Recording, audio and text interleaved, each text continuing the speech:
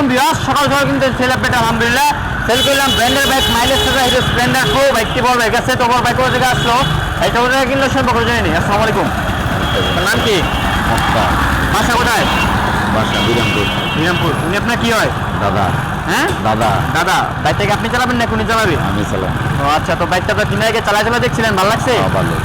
বাইকের যাবতীয় কাগজপত্র বুঝতে পারছেন আপনি? বুঝতে বাইকটা কত টাকা কিনলেন? 50,000। 50,000 না? 50,000 টাকা কিন্তু নিল ব্র্যান্ডের বাইক, যাত্রী গাড়ি, মাইলেজ রাজা।